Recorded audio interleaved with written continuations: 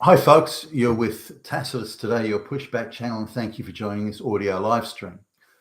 In this essay, I'd like to talk about the issue that I've seen a lot about it online, stories about online dating uh, and the concern people have over the political views of people they may be thinking about dating. Now, just to sort of bring that into focus, we've got a number of friends female friends actually, all of them, where they are in a situation where they're now going out to start dating, and really the only means, as they see it at least, is going online. And we need to understand, among other things, the changing society and the economics of that. And I'll come back to that in a minute, but they're almost equally divided, these women, between those who think politics is, or one's politics is a real issue, and ones that think that it's, provided that the other party doesn't really get in their face about it, it's not an issue. So now there was a time when these things weren't really much of an issue. Only the radical firebrands would have thought it was an issue. But everyone else, would have deemed it as irrelevant, or not irrelevant, but certainly of minor importance in picking a partner and how you get on with someone day to day, and someone in an intimate setting. So there's been a number of the politics and the ideological side of the politics has really ramped up big time, and that's come now into if you will, the mainstream, and has become an issue in dating, which sort of strikes me as a bit odd. For example, one lady we know who's she. If she even gets a hint that somebody is even somewhat sympathetic to, for example, the policies of Donald Trump, or the policies of, well, I think migrants should be able to speak English and have qualifications that are, skills that are recognised and usable for the economy. To even say that means you're effectively a Nazi, and you have to, you can't date a Nazi, for goodness sakes. Now, even though that view is quite moderate and sensible and reasonable, if you're going to get migrants from the third world, or other non-English speaking countries, they at least should have functional, very minimum, should have functional English and some sort of skills or qualifications. And but not you even hint at that point of view, you're a damn fucking Nazi, and that's it. I'm not going to date you, she says. And some guys she complains about, guys that she's been in a dinner and the dinner's gone well and it's all getting very amorous, and she invites the guy back to her place, and the clothes are about to start coming off, and she even sort of had questions, and what are your opinions on this or that, can men chest feed or something, and so she's quite sort of, she's not necessarily hugely woke herself, but she believes that if you follow the woke mantra and say that men can be women and the chest feeding, as long as you hate Donald Trump, as long as you say that, then you must be a good, virtuous person, and therefore the sort of person she would want to date, even though she doesn't necessarily embrace or closely or embrace all those views herself. So it's like a litmus test of goodness and virtue if you hold those positions. Now, I think that's ridiculous, and we were talking it through with her, and I told her so. Well, that's absolute nonsense. But she was quite steadfast. That's it. So if the guy comes back and says that men can't, they're getting all hot and amorous, and the guy comes back and says, look, I don't think men can chest feed. That's it. The clothes go back on, or her clothes do anyway, go back on, and she kicks him out. Hey, get the fuck out of my face, you damn Nazi. So that's how much she sort of considers it as an important factor, again, as a test of someone's goodness or virtue, as she would see it. And even if you talk it through and say, well, you like the guy, you've had dinner, you've been talking for hours, you're carried away enough to invite him back to your place. It's fairly plain to him and you where things are going. It's gonna be all hot and happening and so on. Nah, don't care. He's a damn Nazi. He's out of here. So she complains that she can't get laid, which is her fundamental complaint, by the way. She claims that she can't get laid because she can't find a man who has this virtuous thing. I'm going to ask you to hold on for just a second, if I can. There's an injured bird out there, a parrot we've been looking after, and it's just turned up and it's getting better, and we're feeding it. So just give me 1 second while I go and give it some food.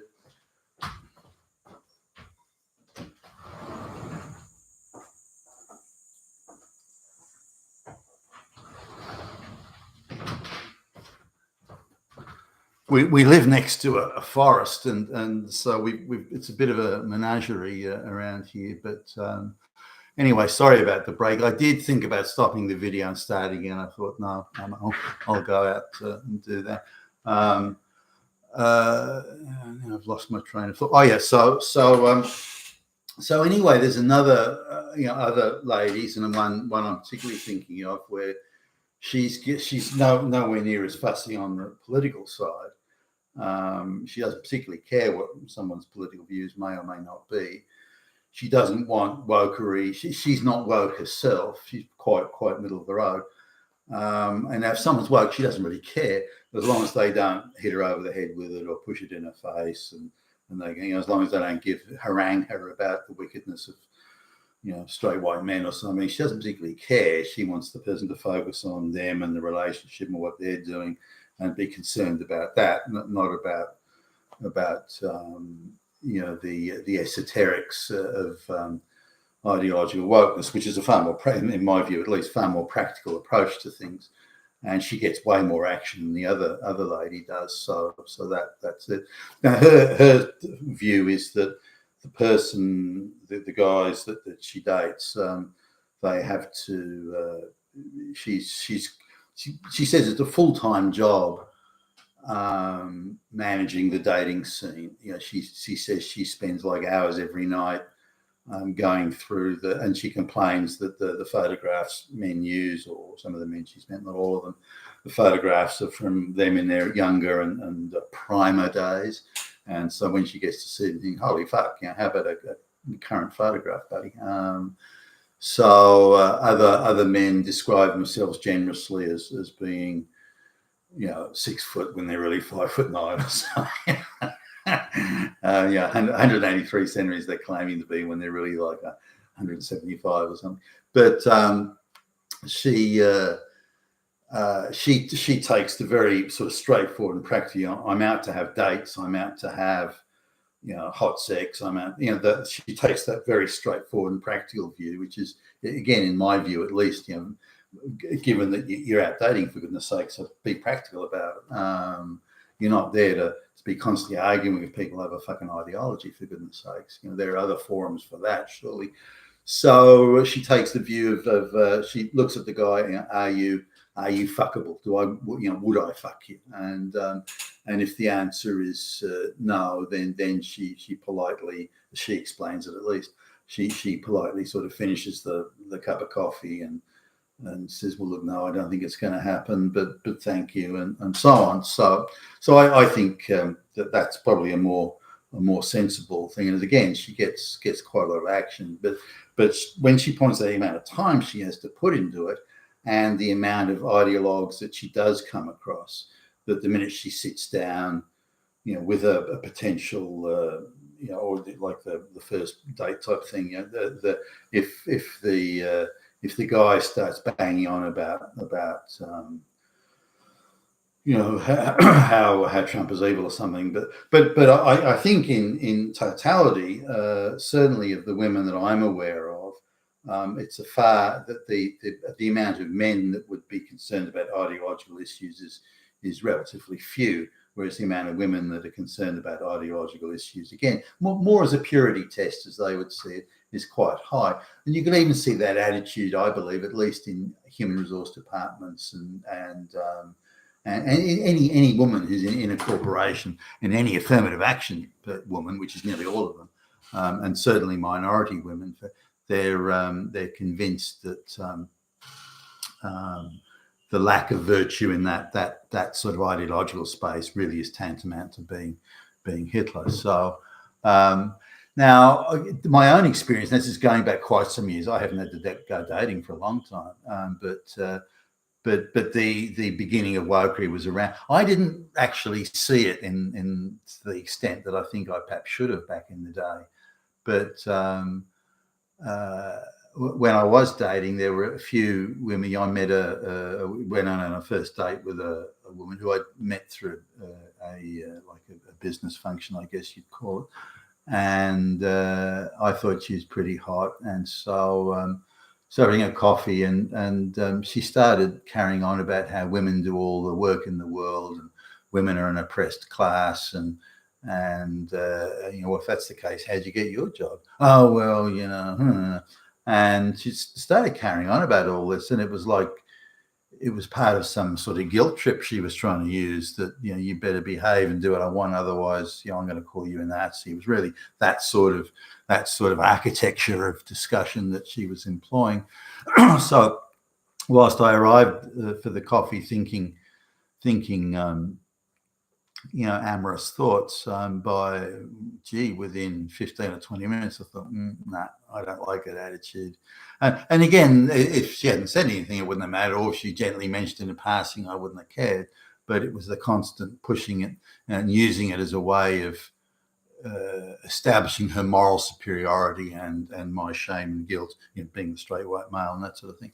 So I thought, nah, I'm out of here. Forget about that. There was another one not that long afterwards, actually, where she was really hot, actually. Great ass, great legs. Was a former track and field athlete, or maybe still was doing it. 175 centimeters in tip-top condition, and she turns up for the again, I met her through a sort of like a business type situation, but she turns up to our first sort of hot date in this little micro mini skirt and the heels. She looks really hot, and so I'm thinking, gee, we're off to a good start here, and running into it by seconds, and she does the same thing. Margaret Thatcher's a Nazi, and Ronald Reagan was a Nazi, and going back through the history of Nazis being everywhere, and fascists, and I made the comment. I thought, I thought Margaret Thatcher did some good things. Don't you think? Do you think it's all bad? Oh, it's all bad. You must be Hitler if you were a Hitler lover, eh? And she started down that. So I was prepared to cut her more slack than I was the other one, because she was so hot. But she kept it up, and fuck it. I'm not putting up with this crap. So that was it. So it's around, and I think it's very off-putting if people push it in the face. But the thing that sort of intrigues me, how has it become such an issue in a society that's been more isolated than ever it was? Now, let's just go back in time that every few weeks or a few times a year, communities used to organise,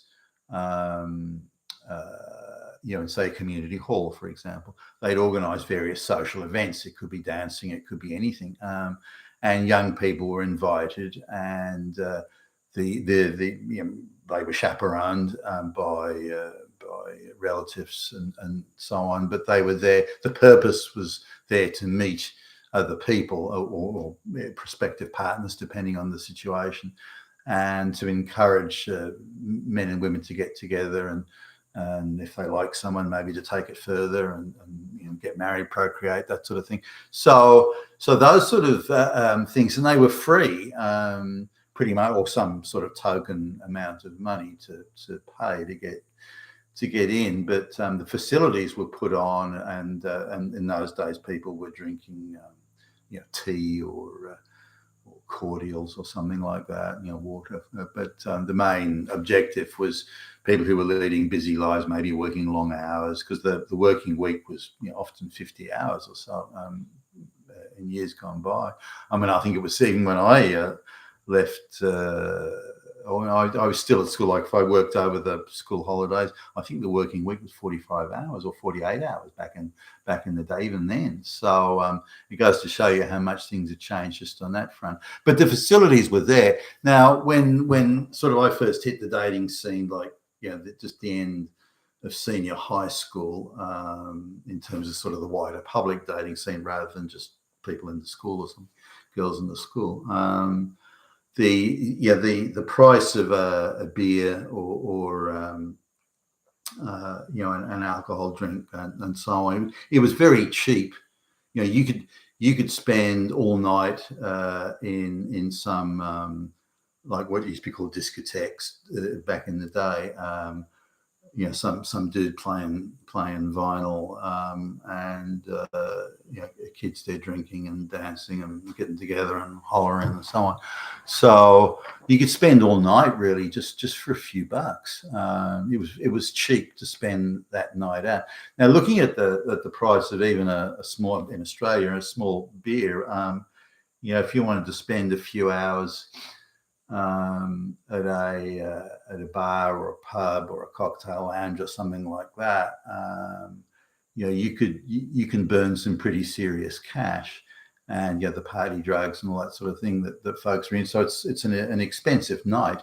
So really, because of the expense of socializing through those traditional means, and there's no other means of doing it, although there are some church groups that may attempt to fill that void. But outside of ideological gatherings, there isn't any politically neutral gathering mechanisms anymore for boys and girls, men and women to get together.